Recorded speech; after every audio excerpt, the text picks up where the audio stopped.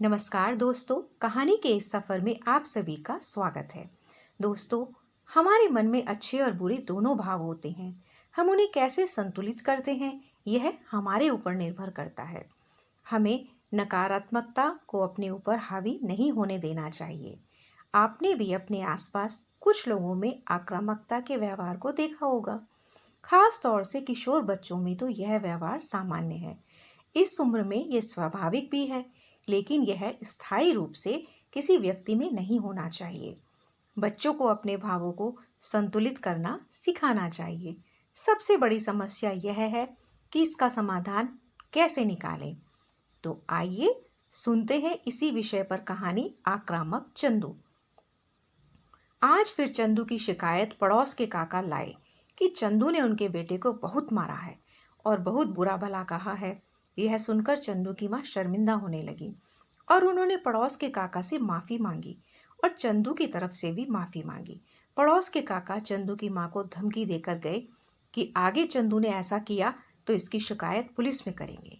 दरवाज़ा बंद कर चंदू की माँ घर के अंदर आई और जोर से चंदू पर चिल्लाई, यह क्या तुमने हाल बना रखा है? रोज रोज तुम्हारी शिकायत आती है। तुमने मनोज को क्यों मारा? यह सुनते ही चंदू की माँ पर चंदू जोर जोर से चिल्लाने लगा, तुम तो हर बात में मेरी ही गलती निकालती हो। तुम यह नहीं देखती हो कि मनोज मुझे किस तरह चिढ़ाता है और अपने ग्रुप में भी मुझे नहीं रखता है। आज उसने मुझे कलवा कहा तो मुझसे बर्दाश्त नहीं हुआ और मेरा हाथ उठ गया। चंदू की माँ बोली, मनोज को इतना मारना जरूरी था? तुम्हें यदि वह बुरा भला कह रहा था, चिढ़ा रहा था, तो तुम मुझे बताते। हम उसके माता पिता से शिकायत करते। तुम्हें हाथ उठाने की जरूरत नहीं थी। इतने में चंदू के पिता भी घर के अंदर आए। चंदू की माँ ने पिता को चंदू की शिकायत के बारे में बताया तो चंदू के पिता भी बहुत नाराज हुए और उसे मारने के लिए दौड़े। वह तो चंदू की माँ बीच में आ गई और उन्होंने बचा लिया। इस पर भी चंदू अनाप शनाप बोले जा रहा था, सामान पटक रहा था और अपने हाथ को दीवार में जोर जोर से मार रहा था। उसकी माँ ने बचाव किया और कहा कि अब रुक जाओ, शांत बैठो। सभी लोग अपने अपने काम में लग गए। घर में पूरा सन्नाटा था। कुछ दिनों बाद चंदू को अपने माता पिता के साथ दूसरे शहर एक पिता के ऑफिस के कार्यक्रम में जाना था। चंदू शांत और खुश था। यह देखकर माता पिता को बहुत अच्छा लगा। कार्यक्रम बड़े अच्छे से चल रहा था। उसमें चंदू के पिता को परिवार सहित आमंत्रित किया गया था। पिता ने भी सोचा, चलो चंदू और उसकी माँ को ले चलता हूँ, थोड़ा चेंज लगेगा।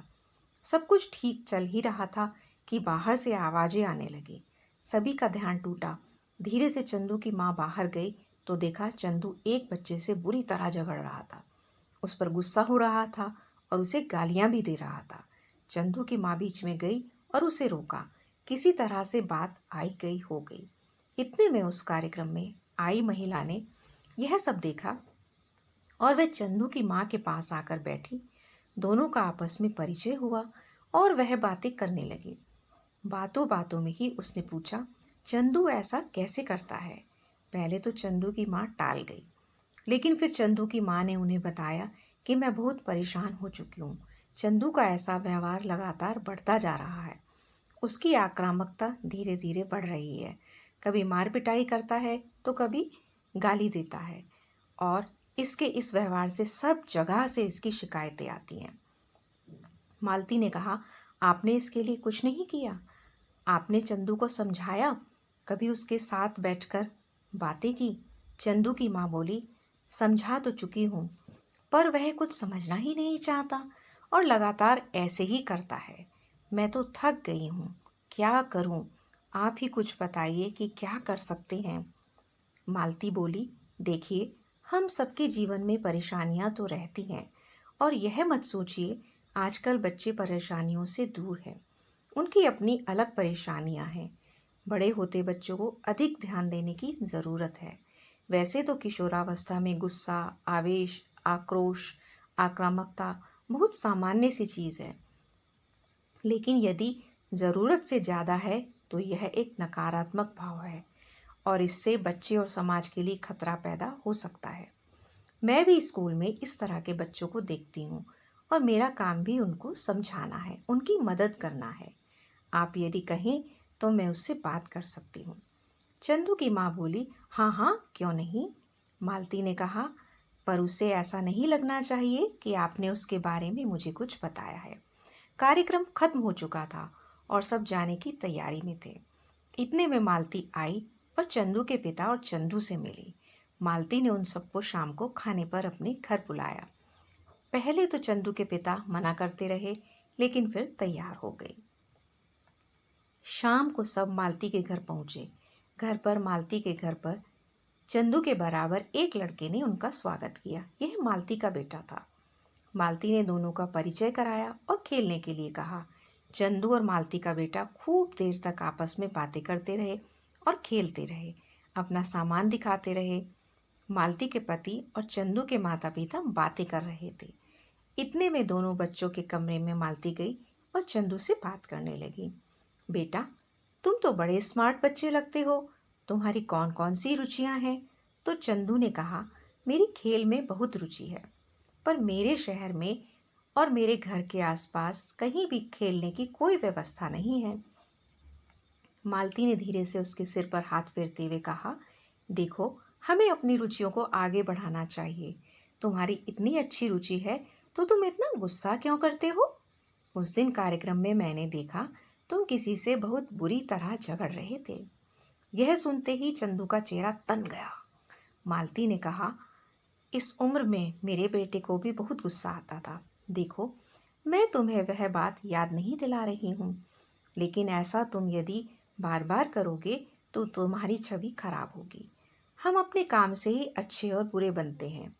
जो बात हमें बुरी लगती है उससे हमें गुस्सा, आक्रोश, आवेश आता है और हम आक्रामक हो जाते हैं। हमें उसको निकालना बहुत ज़रूरी है, लेकिन उसको निकालने का तरीका सही होना चाहिए। चंदू कुछ देर तो चुप रहा, फिर बोला, आंटी, यह कैसे संभव है? देखो, मालती ने कहा, हम जो सोचते हैं और जो हम करते हैं वे सब चीज़ें हमारे अनुसार पूरी हो जाएं, ये जरूरी नहीं है। कई बार हमें ऐसी स्थितियों का सामना करना पड़ता है जो हमें अच्छी नहीं लगती, जैसे स्कूल में बच्चों का चिढ़ाना या अपने ग्रुप में शामिल ना करना। पलट कर उनकी तरह हम जवाब देंगे तो बात बिगड़ेगी, क्योंकि वे तो ग्रुप में हैं और हम अकेले। चंदू ने पूछा, तो आंटी फिर क्या करना चाहिए? मेरे साथ तो ऐसा अक्सर होता है।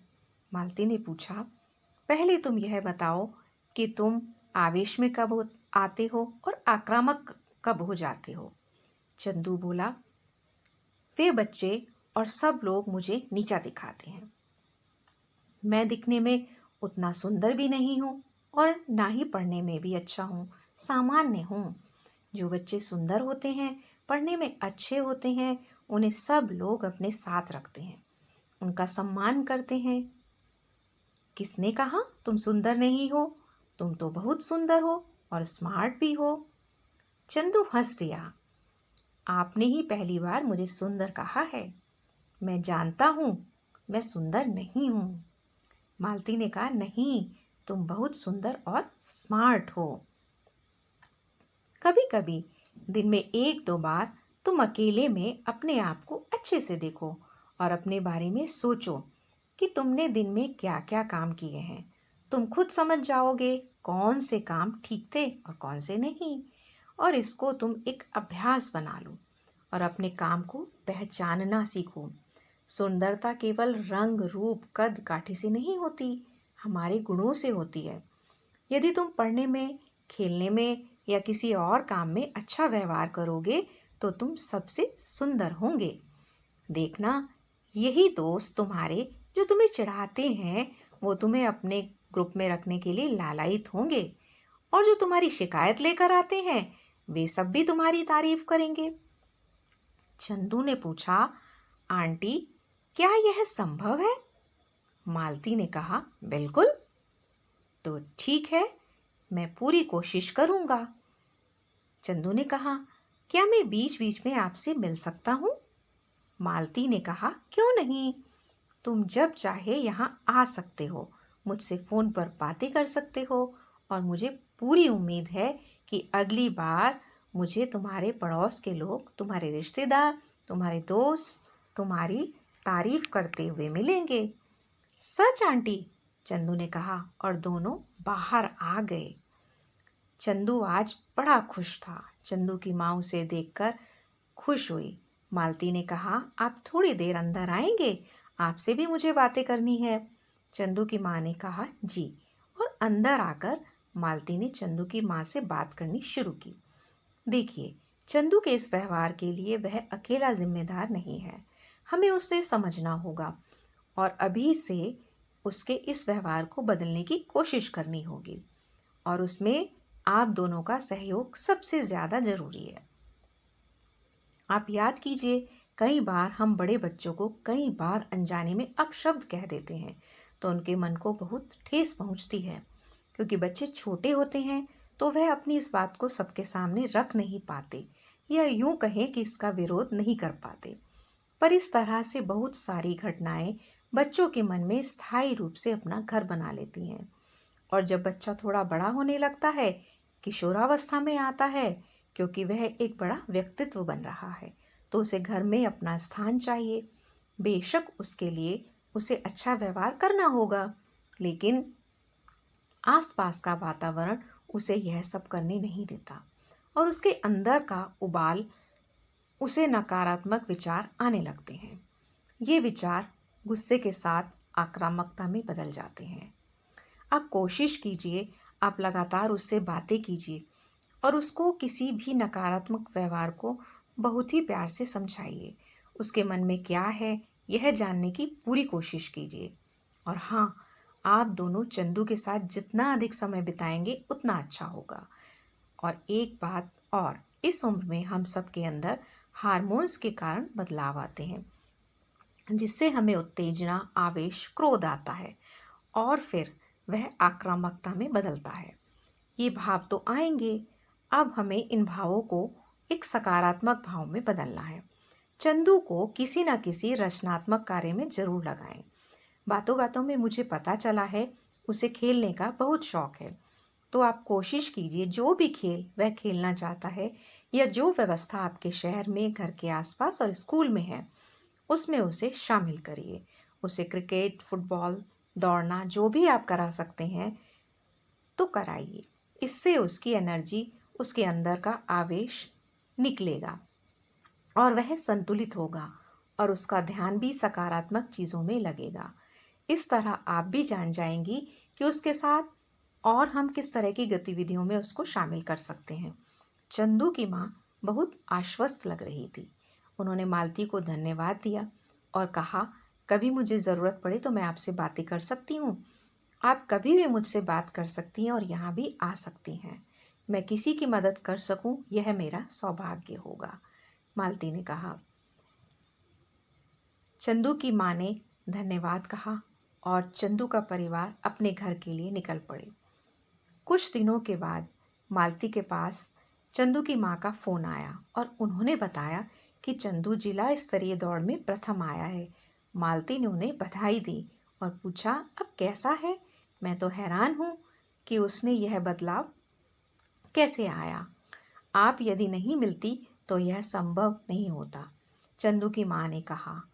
मालती ने कहा, नहीं, हम सब जानते हैं कि हमें अपने बच्चों के साथ क्या करना है। मुझे बहुत खुशी है चंदू में बदलाव आया है, पर आप लगातार उसके साथ बातचीत करिएगा और पूरा ध्यान रखिएगा। मैं आशा करती हूँ चंदू एक अच्छा इंसान तो है और होनहार व्यक्ति भी बनेगा। चलिए फिर मिलेंगे।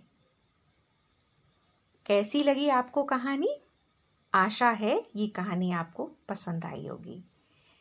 चैनल पर आप यदि नए आए हैं तो चैनल को सब्सक्राइब करें, लाइक करें और कमेंट करें और मुझे ज़रूर बताएं कि आप किस तरह की कहानियाँ सुनना चाहते हैं। मिलते हैं अगले कहानी के सफ़र में।